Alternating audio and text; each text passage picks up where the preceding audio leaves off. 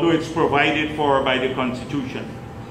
We pointed out that almost every single commissioner, Rudy Collins, Hopkinson, Joe Singh, Rudy Collins was a public servant and he was a chairman at one time. Hopkinson was a miner and he was a chairman. Joe Singh was once the head of the army and he became chairman. Serge Bali is a vet. He was chairman. Only Dudnath Singh was eligible to be a judge, fit the first category. He pointed out that practice and a common understanding of the Constitution led us to believe this. But he said, no, this is my interpretation.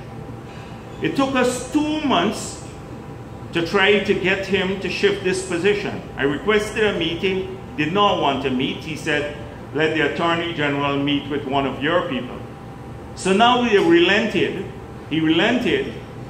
and they said, okay, you can submit other names, but we will give preference to the first category. So you can send from the fit and proper category. So he then subsequently sent me a list of criteria that are extra constitutional, and now is insisting that every member that I submit must meet the set of criteria. I said, if we apply the criteria to you, you wouldn't have been eligible the 2 times when your name was submitted, because the 2 times Hoyt submitted his name, he was already in the PNC for 30 years. I've submitted 12 professionals to the president, every one more qualified than he is. Many are judges, etc. And he is almost unilaterally being very dismissive of them. Contrary to practice, contrary to the common interpretation that PNC and PPP had over 25 years for approaching this matter. And so it is our feeling, and many others, that he wants to unilaterally appoint someone. He has said something that he doesn't want to, but that's our feeling. Now, if he does that, remember the Carter Center formula, then he will change the balance. He will change the balance at the Guyana Elections Commission, because it would no longer be 3-3 and the 7th person appointed through common understanding, but he will unilaterally appoint that person, so they'll have 4-3. And we know what has happened in the past. So that is a very, very dangerous situation that we're in. And you would see it gripping the entire society, and it's been a big concern there. And if someone can almost unilaterally move away from the Constitution like that, or accord his own interpretation without regard for the society and criticism or anything else, we shudder to think about how he will approach this matter. So that's the first issue. The second issue is about the separation of power. We have seen a consistent effort by the administration to undermine the different branches of government. And this is not new, because we saw that when they had the doctrine of paramountcy of the party. In the 70s and 80s, APNU believed that the party mattered more than the state. So we had our courts in Guyana, the party flag flew above our national flag on the courts in Guyana. Now, we've seen how the president has approached this matter. We amended the Constitution in 2001 to say that the Judicial Service Commission, the president shall act in accordance with the Judicial Service Commission. That is recommendations from the JSC. Prior to that, it was me. The president had a discretion. What happened? The president got some names from the JSC, 4 names, and for 1 year, he has refused to appoint those judges in flagrant violation of the Constitution. He's now moved because I think he feels that he has a different JSC. a different judicial service commission. But at one stage, for 3-4 months, we didn't have a court of appeal in Guyana. Just imagine that. For the first time in our history, we didn't have a court of appeal. And so we see a serious move. The Attorney General goes around saying, we put them there, they got to rule for us, you know, in Guyanese parlance. He threatened a judge to kill him in the open court, and the president did not see anything wrong with that. This is the Minister of Justice, the head of our bar, the Attorney General, threatened a judge to kill him in the court. The last person who did that to me, they found him dead when the judge ruled against him. And we see it on a daily basis. Luckily for us, we took Guyana into the Caribbean Court of Justice. So at least, and that was one of the things we did under the PPP, so at least we have an external review to decisions made in Guyana. Because I shudder to think, with the pressure that they're putting on the judiciary today, what will happen in the future. And then the parliament itself. If you look at the parliament, you will see what happens. We had established several committees under the People's Progressive Party, sectoral committees. Ministers are not supposed to sit on these committees because they are being reviewed, their sector, by these committees. They have violated that. Ministers sit there. The Public Accounts Committee has never had a minister on it since independence. They put a minister now on the Public Accounts Committee. They control the agenda of Parliament. We have a complex bills like the terrorism bill, nearly 200 pages, and they'll bring it for 2 hours of debate and pass it. We urge that it will go to a select committee. They've refused to do that. Refused to send it to select committee. And let me give you an example of the Coroner's Act. The government said that there is urgency in passing a new Coroner's Act because there are many cases that they needed to start some investigations.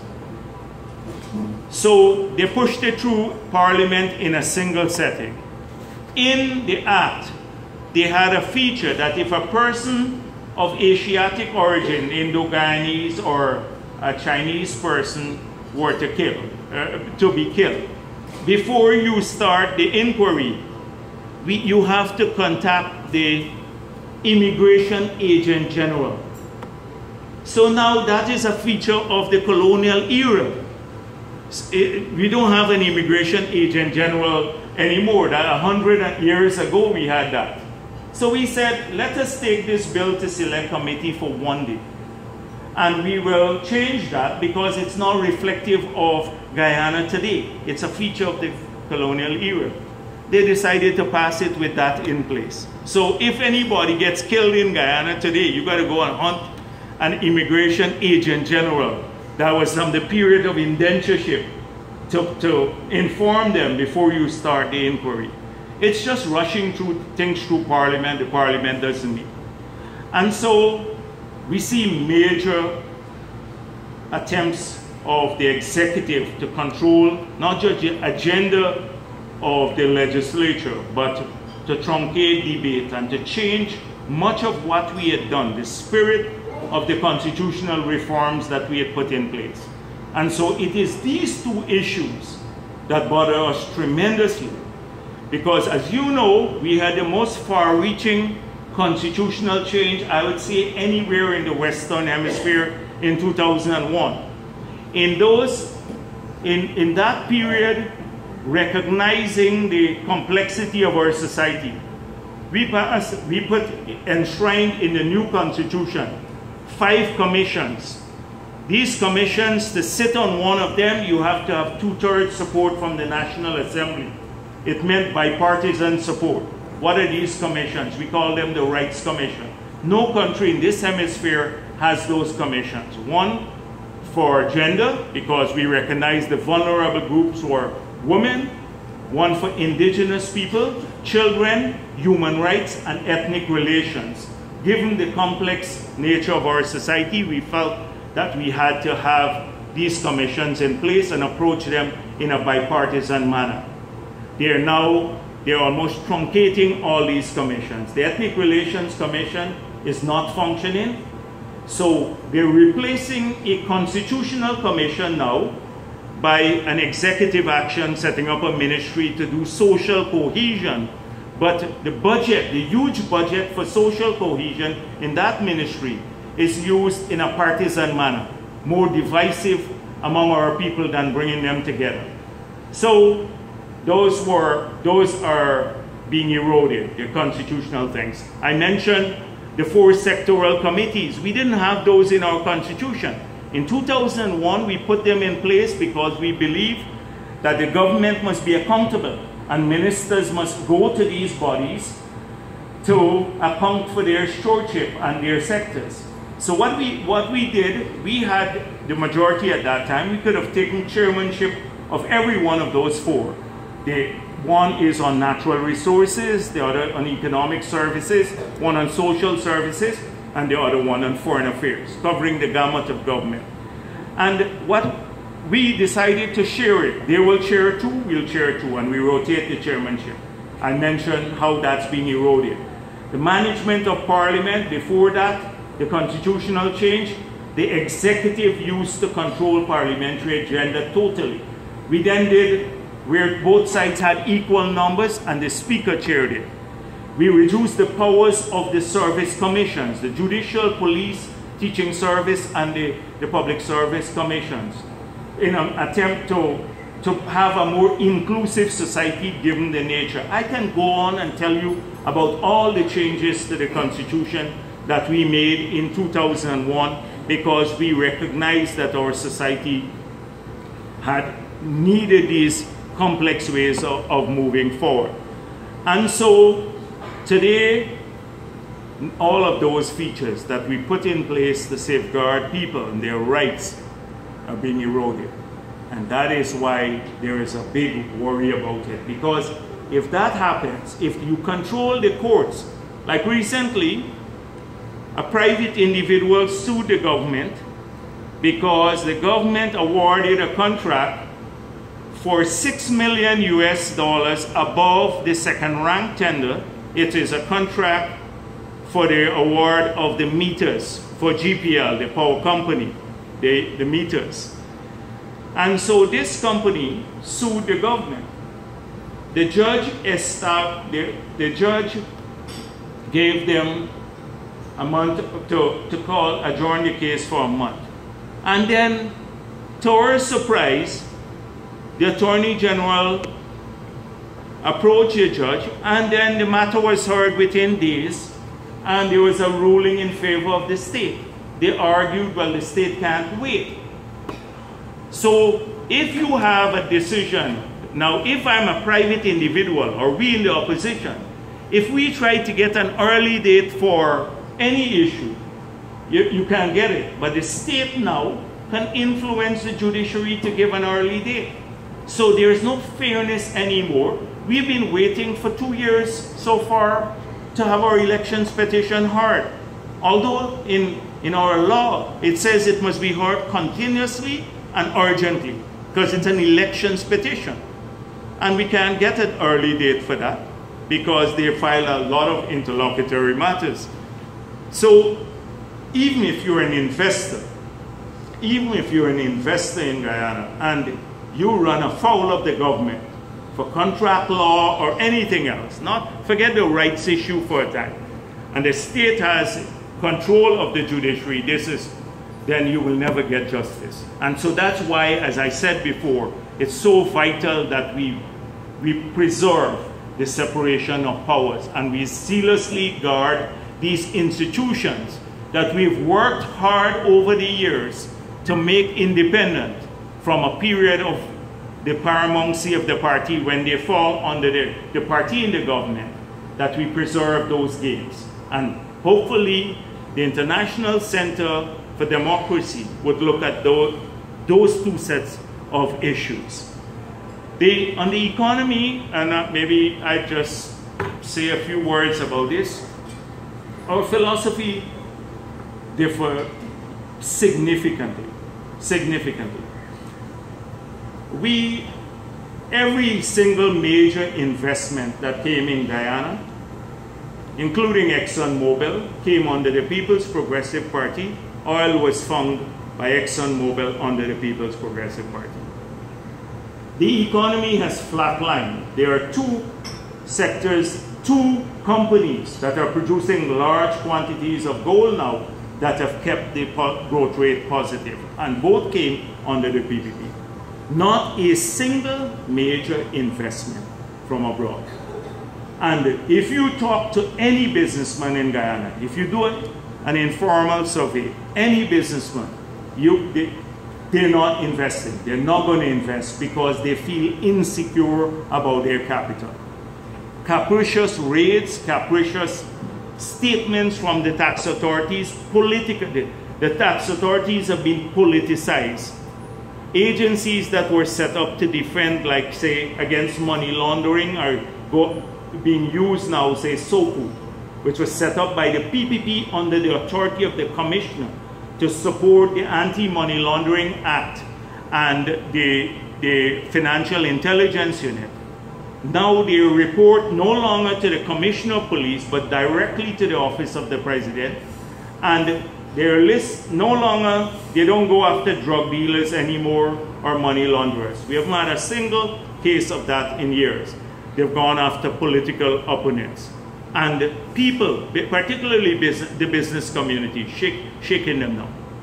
And so in that atmosphere, you're not going to have a change in the situation. Already the economy is in doldrums, and the only way you can look forward to a change if there is investment that will create jobs in the future, etc.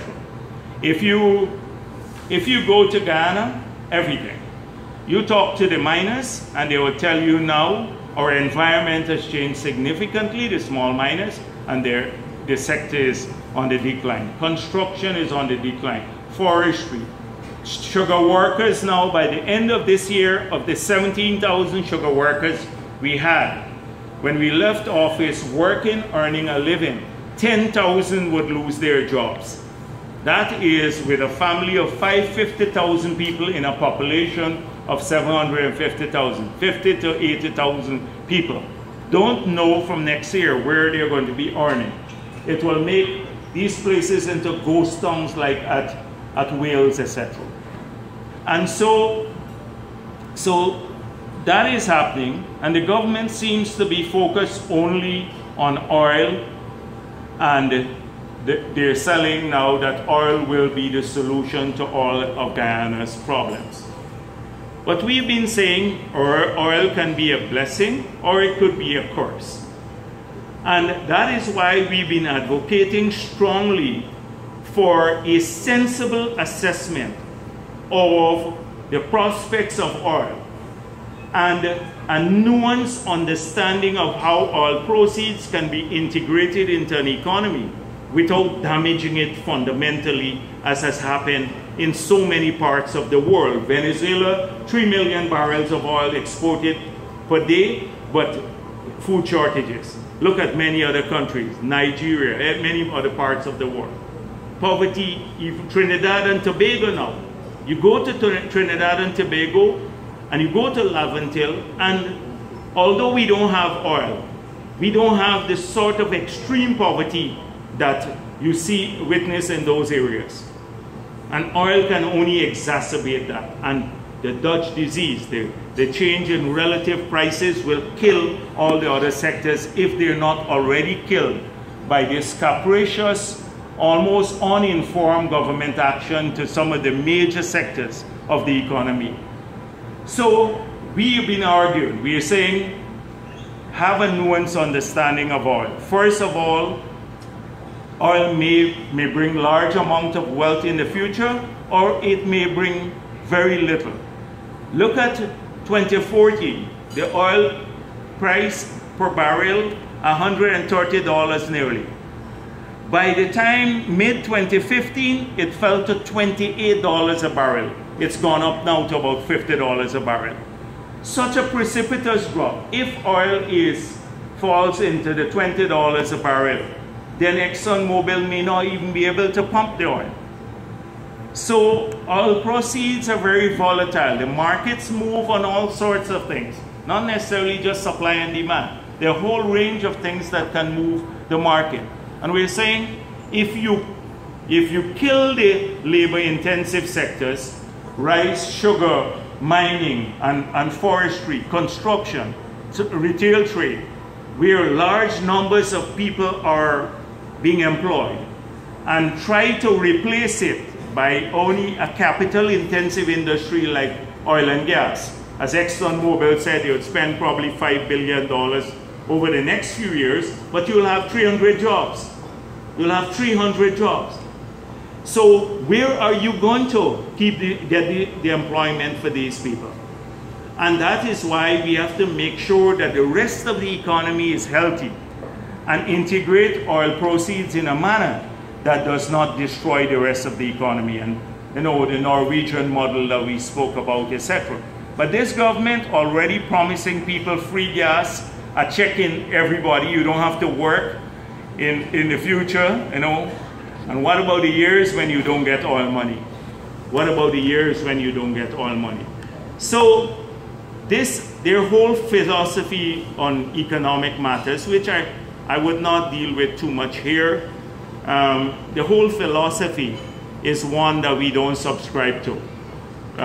Spending wantonly on things that don't create greater welfare for people or lend to the productive capacity.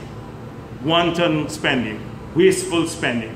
Then taxing heavily to support the spending, and borrowing phenomenally. The IMF has said the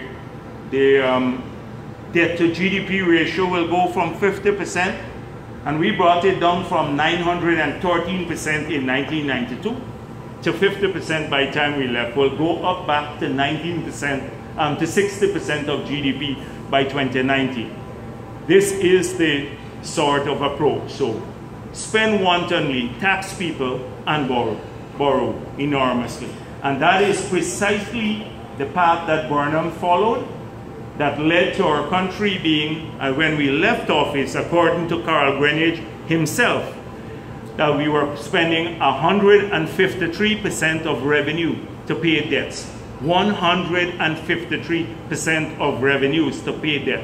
That's what the PPP took over, and we should never forget that. By the time we left office, we were spending 4% of revenue, down from 153% to pay debts. We restored a bankrupt country to economic viability. That's what we did. That legacy. And so our philosophy is different. But let me come back. I see the mission statement of the International Center for Democracy speaks about green issues. I can tell you about the approach to green issue, how we were earning money by the sale of forest carbon. It was an economic strategy. For this government, the green strategy is about planting trees.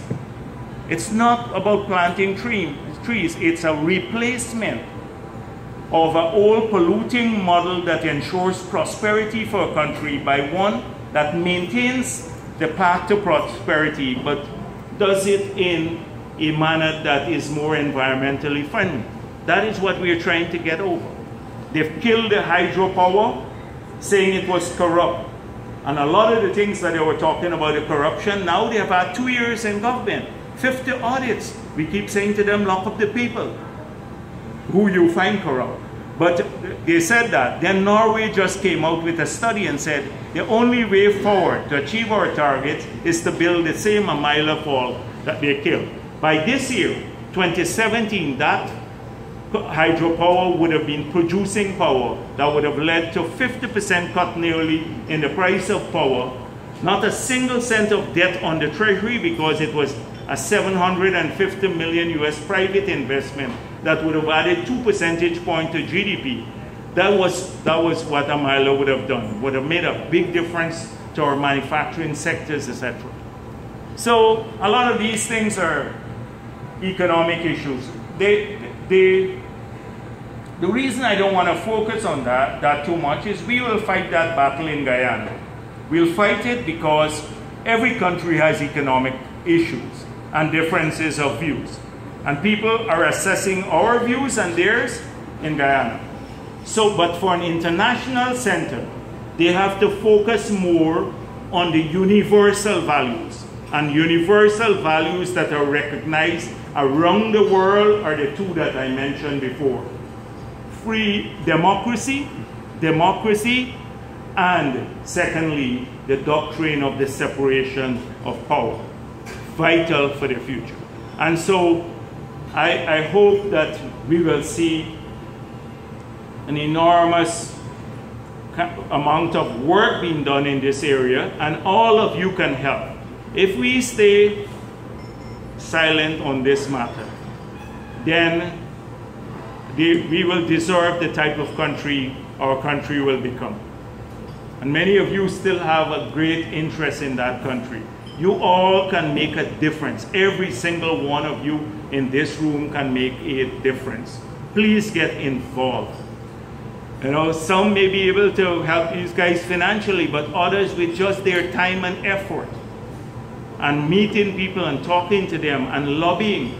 You know, we have a lot of elected leaders who share here in the United States of America, who share concerns, we're not asking them to take sides, as I said before, but who share concerns about erosion of democracy.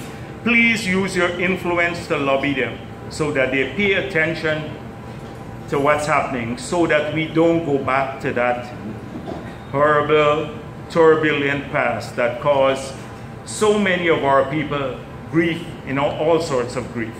And so I want to urge you to support the center. I want to thank the members again for inviting me here and to congratulate them on the appointment. Thank you very much.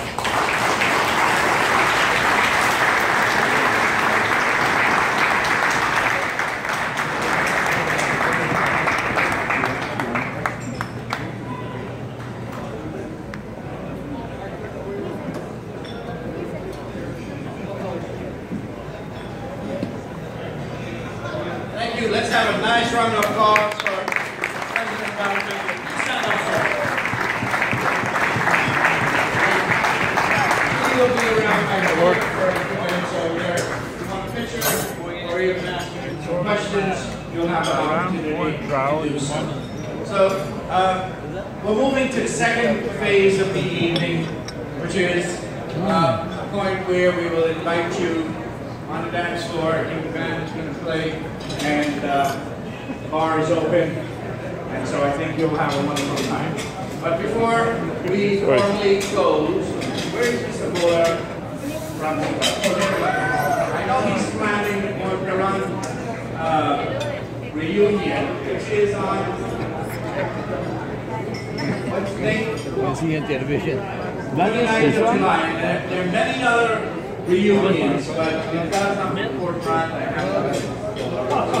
Where does he disappear? Now let me introduce my friend, Mr. Robert Mohammed, Chief Operating Officer, Communications Engineer, and in fact, we have reasons to be proud. One of the very first granted a license to operate a radio here in the United States. So he will move the vote of thanks. Thank you very much indeed, Deepu, for your gracious introduction. Ladies and gentlemen, my task this evening, of course, as Deepu told you, is perhaps to deliver one of the shortest speech ever in my broadcasting career. It is my privilege and great joy for me to extend the vote of thanks this evening. And of course, Mr. Chairman, ladies and gentlemen, an event like this cannot happen overnight. The wheels start rolling weeks ago. It requires planning and a bird's eye for details. We have been fortunate enough to be backed by a team of very motivated and dedicated colleagues of mine of the International Center for Democracy. Tonight, firstly, I want to thank you for being part of history in the making this evening, as now launched the International Center for Democracy as we take off from this launch pad and propel to follow our trade, to fight for democracy and to restore democracy wherever our services are needed. So on behalf of all of us at the International Center for Democracy, I want to extend to all of you our most gracious thanks for you to be here tonight. I also want to thank all our members, and especially it could not have happened without the contributions from our sponsors and underwriters. So, in short, I don't want to keep you from the other festivities, but from all of us, we thank you very much for being here as part of this history meeting. Thank you very much. Before everyone leaves, let me just also announce that President Jagdeo will be at Royal Empress Hall on Sunday.